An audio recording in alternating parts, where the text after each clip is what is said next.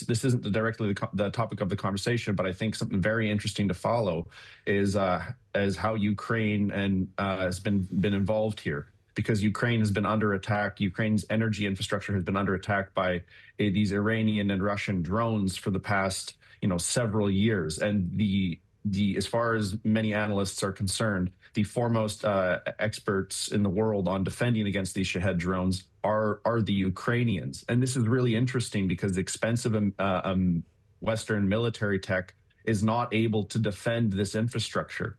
And I think this ends up being a really, really serious consideration going forward. How are we able to ensure protection of our own infrastructure against similar attacks if Russia were to initiate some?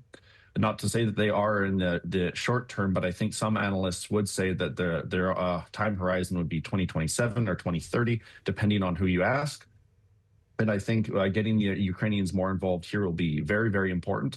And facilitating these mutual defense or these defense agreements between Ukraine and these Gulf states is also very, very interesting and directly in Europe's interests. And I think this is something Germany should be definitely supporting, because if the Gulf states have a significant flow of capital, investing this into expanding Ukrainian defense production, especially on key new tech like drones, is a very, very interesting opportunity, because it can take away some of the fiscal responsibility for Ukrainian defense away from the European Union, especially when we're facing an energy crisis. This is not an insignificant sum.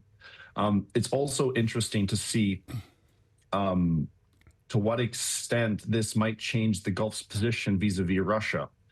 And that is, again, something I think German foreign policy decision makers should be keeping in mind, because further isolating Russia away from other traditional partners is definitely in our long-term security interests, especially if we want to have stable economic security within Germany and in Europe.